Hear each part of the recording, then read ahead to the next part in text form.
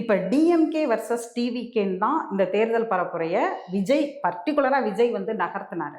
அப்படி இருக்கும் பொழுது எடப்பாடிக்கு வந்து இதுல என்ன லாஸ் இருக்கு? இல்ல, அதுதான் ஸ்ட்ராட்டஜி. எடப்பாடியால டிஎம்கே தோக்கடிக்க முடியல, நான் டிஎம்கே தோக்கடிக்குங்கிறது அவருக்கு ஸ்ட்ராட்டஜியா வராது. ஸோ அவர் எடுத்த எடுப்பிலே எம்ஜிஆர் ஜெயலலிதா பேரை சொல்லி செங்கோட்டையன், லோகேஷ், ஆர்எஸ் முருகன், ரெட்டியார்பட்டி நாராயணன், தூசு மோகன், பிஎஸ் பாபு, ராஜலட்சுமி, சுப்பிரமணியம், இப்படி ஸ்ரீதர், இப்படி வந்து அவர் ஏடிஎம்கே ரிபல்ஸ் ஒரு 100க்கு மேலே கேண்டிடேட்டாக போட்டு அந்த எம்ஜிஆர் ஜெயலலிதா ஆட்களை போட்டு, அதுவும் செங்கோட்டையன் எம்ஜிஆர் ஜெயலலிதா புகழ எடப்பாடி இது பண்ணலன்னு எல்லாம் சொல்லி எடுத்து வரும்போது அவர் குறி வைக்கிறது அந்த அடிப்படை ரெட்டலை ஓட்டை தான் குறி வைக்கிறார். ஸோ எடப்பாடியால் ஸ்டாலினை தோக்கடிக்க முடியாது, நான் ஸ்டாலினை தோக்கடிக்க வந்திருக்கேன்னு எடப்பாடியை தான் அவர் டிமீன் பண்ணுறாரு. அப்படியே பண்ணிக்கிட்டு கடைசி தேர்தல் பிரச்சாரத்தை போல 10 தோழி பழனிசாமின்னு சொல்லிட்டாரா பார்த்தீங்களா? அப்போ ரெட்டலை போடுறது வேஸ்ட்டு, எனக்கு போடுங்கிற அந்த கிளைமை அந்த இடத்துல டேக்ஃபுல்லாக வைக்கிறாரு. இதைத்தான் நான் டே 1 சொல்லிட்டேன், விஜய் எடப்பாடி பழனிசாமியை பலகீனப்படுத்துவார்னு சொன்னேன். அதுக்கு வந்து நான் அவரோட நடவடிக்கைகளையும் ஆதாரமாக வச்சேன். அடுத்தபடியாக கருப்பு எம்ஜிஆர்னு ஜெயலலிதாவை தான் விஜயகாந்த் பலகீனப்படுத்தினார். ஃபார் எக்ஸாம்பிள் 2006ஆம் ஆண்டு கலைஞர் வந்து 58 விழுக்காடு வாக்குக்கு மேலே எடுத்து மக்களவையில் ஸ்வீப் பண்ணுறாரு. எல்லா கட்சியோட மேக்சிமம் ஓட்டம் அவருக்கு கிடைக்குது. வைகோவுக்கும் அவருக்குள்ள தகராறுல வைகோ வெளியேறாரு. அப்புறம் வந்து ஒரு 53 விழுக்காடு வாக்கு பலத்தோட திராவிட முன்னேற்ற கழகம் இருக்குது. அப்போ விஜயகாந்த் வந்து என்டர் பண்ணுறார். விஜயகாந்த் என்டர் பண்ணி 8 விழுக்காடு வாக்கு எடுக்கிறார். இந்த 8 விழுக்காடு வாக்குங்கிறது எம்ஜிஆர் பேரை சொல்லி, கருப்பு எம்ஜிஆர்னு சொல்லி எல்லாமே சொல்லி எடுத்து அவர் பல விஷயங்களை எடுத்து அது நிறைய நான் பேசிட்டேன். அந்த 8 விழுக்காடு வாக்குங்கிறது திமுக கிட்ட இருந்து சரிஞ்சு விஜயகாந்த் கிட்ட வருது. அப்போ 45 விழுக்காடு வாக்கு எடுத்த கலைஞர் 40 விழுக்காடு எடுத்த புரட்சி தலைவியை தோக்கடிச்சிடுறாரு. அப்போ விஜயகாந்த்ங்கிற ஃபேக்டருக்கு 8 விழுக்காடு வாக்கும் ஒரு ஆளுங்கட்சிக்கு எதிரான வாக்காட்டு அல்லது ஒரு திமுக வெற்றிக்கு பிறகு திமுகவுக்கு எதிரான வாக்காட்டு, ஆளுங்கட்சி ஜெயலலிதா தான், அப்போ வெற்றிக்கு பிறகு திமுகவுக்கு எதிரான வாக்காட்டு அங்கேருந்து சரிஞ்சு சட்டமன்ற தேர்தலில் ஜெயலலிதாவுக்கு வந்திருக்கும்னா தேர்தல் முடிவு வேற மாதிரி போயிருக்கும், ஒரு நெருக்கடியான ஒரு சூழ்நிலை உருவாயிருக்கும். ஆனால் அந்த திமுக வெற்றிக்கு பிறகு திமுகவிலிருந்து சரிஞ்ச ஓட்டுகள் விஜயகாந்துக்கு போகும்போது அது திராவிட முன்னேற்ற கழகத்துக்கு லாபமாகுது. ஜெயலலிதா ஆட்சியை கன்டினியூ பண்ண முடியாத ஒரு சூழ்நிலை ஜெயலலிதா அம்மையாருக்கு 2006ஆம் ஆண்டு வருது. 16ஆம் ஆண்டு அது வரல, 2006ஆம் ஆண்டு ஜெயலலிதா அம்மையாருக்கு அந்த சூழல் வருது.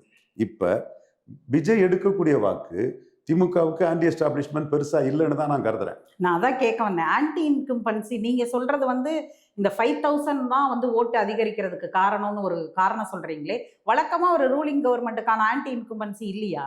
இல்லைங்கிறதா என்னோட கருத்து. குறிப்பிடத்தக்க அளவுக்கு டிஎம்கே ஆன்டி இன்கம்பன்சி இல்லை. அப்கோர்ஸ் இருக்குன்னே நீங்கள் என் கருத்து தவறு இருக்குது, என் கண்ணுக்கு தெரியல இருக்குதுன்னு சொன்னாலும் கூட அந்த ஆன்டி இன்கம்பன்சி ஓட்டு எடப்பாடிக்கு போகாது, விஜய்க்கு தானே போகும். சீமானுக்கும் போயிருக்குது, விஜய்க்கு தானே போகும். அப்போ ஆன்டி இன்கம்பன்சி ஓட்டு முழுமையாக எடப்பாடிக்கு போகாது, இல்லை விஜய்க்கு போகும், சீமானுக்கு போகும், எடப்பாடிக்கும் போகும். அப்போ எடப்பாடி அந்த இடத்துல லூசர் தானே. ஸோ விஜய்க்கு என்ட்ரிங்கிறது எடப்பாடி தான் லூசர் ஆகிறாரு. விஜய்க்கு என்ட்ரிங்கிறது எடப்பாடியை தான் பாதிக்குது. ஒரு புதிய சக்தி வரும்போது தோல்வி வளையத்தில் இருக்கவர் தான் பாதிக்கப்படுவார். அந்த புதிய சக்தி எம்ஜிஆர் ஜெயலலிதான்னு பேரை சொல்லிட்டு வரும்போது எம்ஜிஆர் ஜெயலலிதா கட்சி தான் பாதிக்கப்படும். அந்த புதிய கட்சி ஒரு சினிமா நடிகர் தொடங்கும் போது ஏற்கனவே சினிமா நடிகருக்கு வாக்களித்த பாமர மக்கள் தான் ட்ரெடிஷ்னல் ரெட்டலையை விட்டு அந்த நடிகருக்கு வாக்களிக்கிறாங்க. இதுக்கு வந்து உதாரணம் கமல்ஹாசன், விஜயகாந்த் எல்லாம் தெள்ள தெளிவாகவே இருக்குது. இந்த இடம் தான் ஸ்டாலினுக்கு வந்து ஒரு அனுகூல சத்துருவா விஜய் வந்திருக்குதாட்டு நான் பார்க்குறேன். அப்ப டிஎம்கேக்கு அடுத்து செகண்ட் பிளேஸ் டிவிகே வரும்னு பார்க்குறீங்களா நீங்க? அப்படி நான் சொல்ல வரல. சில இடங்கள்ல வரும்னு சொல்லக்கூடிய அரசியல் ஆய்வாளர்களும் இருக்கிறாங்க. சில இடங்கள்ல க்ளோஸ் தேர்டில் இருக்கிறாப்புல. ஃபர்ஸ்ட் டிஎம்கே, செகண்டு இவர் அதிமுக, க்ளோஸ் தேர்டுங்கிற சூழ்நிலையில் இருக்கிறாங்க. ஸோ இந்த இடம் என்டிஏ ஓட்டுக்கள் எடப்பாடி தலைமைக்கு போகிறத விஜய் தடுக்கிறார். இதுக்கும் காரணம் தெளிவாக இருக்குது. பெங்களூரில் மல்டிலிங்குவல் நாவலிஸ்ட் என்னோட ஃப்ரெண்டு ஒருத்தர் உண்டு. அவங்க சொல்லுவாங்க, கொள்கை எதிரின்னு சொல்லக்கூடிய விஜயை உடனே அடித்து துவைக்காண்டாமா பிஜேபிக்காரங்க, கூட்டணிக்கு வாங்கன்னு கேட்குறாங்க. இடியட்ஸ் என்ன பண்ணிட்டு இருக்கான்னு சொல்லுவாங்க. அந்த மாதிரி இடியட்ஸ் மாதிரி பாஜக தலைவர்கள் விஜய் எங்க கூட வந்தா ஜெயித்துறோம், கொள்கை எதிரிலாம் உங்களை சொல்றாப்புல அவரு, அது கூட தெரியாம கருத்து பார்வையற்றவராட்டு விஜய் எங்க கூட வந்தா ஜெயித்துறோம், விஜய் எங்க கூட 50 சீட்டு வாங்கிட்டா 40 சீட்டு ஜெயித்துருவாருன்னு பல நிரூபிக்காத விஜய் ஒரு பெரிய ஃபோல்ஸ் ஆட்டு எல்லாரும் முன்னிறுத்தினாங்க. அண்ணாமலை கூட அந்த தவறை முதல்ல செய்தார். அதுக்கப்புறம் தான் நான் அண்ணாமலை கிட்ட பேசும்போது சொன்னேன், நீங்க ஒரு லீடரா இருக்கிறது பிடிக்காம, நீங்க 18 விழுக்காடு எடுத்து ஒரு லீடராக பிடிக்காம அந்த கெப்பாசிட்டி இல்லாதவங்க எல்லாம் விஜயை தூக்கிட்டு இருக்காங்க, உங்களுக்கு எதிராக நீங்க ஏங்க பேசுறீங்கிறத அண்ணாமலை கிட்டே நான் அந்த கருத்தை சொன்னேன். பட் எல்லா பாஜக காரங்களும் ஹேமாலி கமிட்டி போட்டு அதை போட்டு இதை போட்டு விஜயை தூக்கி விட்டது இந்த 18 விழுக்காடு வாக்குக்கு சொந்தக்காரர்களான பாஜக காரங்க. ஸோ அது விஜயை பூஸ்ட் பண்ணுது. அப்போ விஜய் இப்போ களத்துக்குள்ள வரும்போது இந்த 18 விழுக்காடு இப்போ தலையில்லாத முண்டமா இருக்குது. வார்த்தை அப்படியே போட்டு பெருஞ்சர் அண்ணா பிறந்தகு சொன்ன ஒரு வார்த்தை தான், தலையில்லாத முண்டமா இருக்குது. இந்த 18 விழுக்காடு வாக்குக்கு பார்லிமெண்ட் எலெக்ஷன்ல மோடி என்டிஏவே அதை ஓன் பண்ணலையோ? நீங்க இந்த எலெக்ஷன்ல பாத்தீங்கன்னா என்டிஏ எந்த இடத்துலயாவது 18% வாங்கணும், இல்ல நாம தான் திராவிட கட்சிகளுக்கு மாற்றுங்கிறத விட்டுட்டாங்க அவங்க அதிமுகவோட கூட்டணிக்கு வந்த பிறகு. ஆனா என்டிஏ தான் இவங்களுக்கு திமுகவுக்கு மாற்றுன்னு அவங்களே பெருசா அதை எங்கேயுமே வைக்கலையே, ஏன்? அதுதான் ராங் ஸ்ட்ராட்டஜி.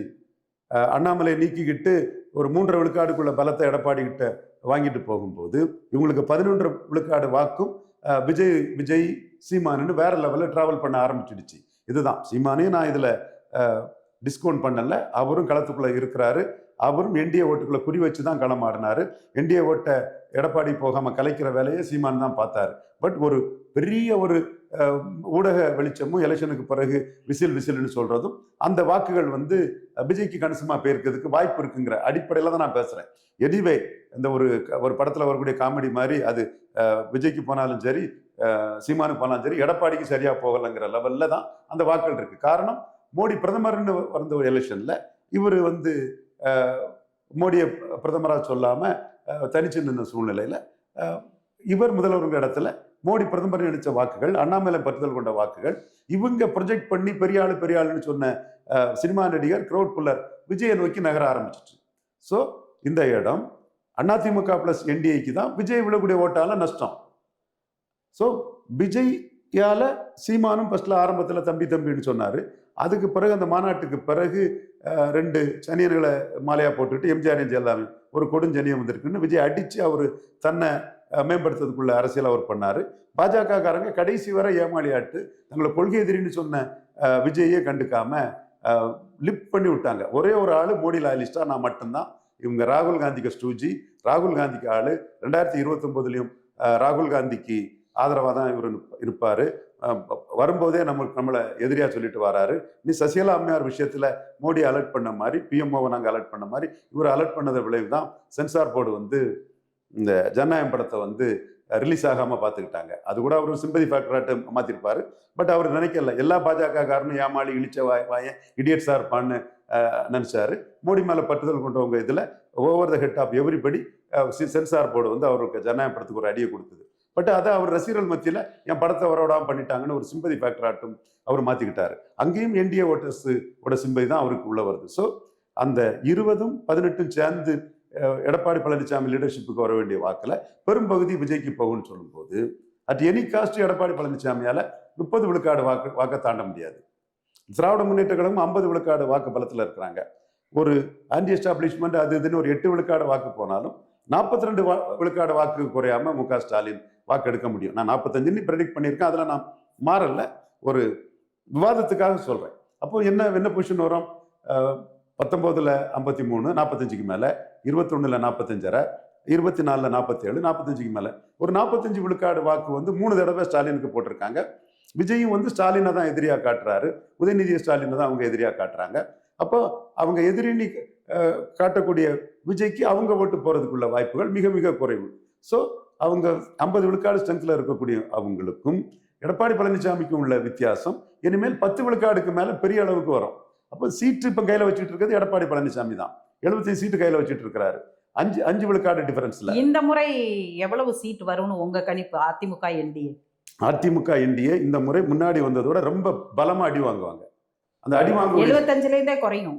75ல இருந்து பெரிய அளவு குறையும். விஜய் ஒரு பெரிய ஃபேக்டர், சீமான் ஒரு ஃபேக்டர், ஓபிஎஸ் ஒரு பெரிய ஃபேக்டர், அண்ணாமலை நீக்கினது ஒரு ஃபேக்டர், சசிகலா அம்மையார் களத்தில் நிற்கிறது ஒரு ஃபேக்டர்.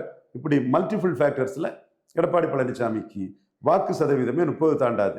அப்போ எடப்பாடி பழனிசாமிக்கும் ஸ்டாலினுக்கும் 10 விழுக்காடு வித்தியாசம் லீடர்ஷிப்ல வரும்னு சொன்னா 75 சீட்ல ஒரு 35-40 சீட்டு காணாம போயிருமே. அப்போ மிக குறைவான சீட்டு தான் எடப்பாடி பழனிசாமி எடுக்க முடியும். அதுக்கு கடைசியாக உள்ள முக்கிய காரணம் விஜய்ங்கிறது தான் 100க்கு 100 உண்மை.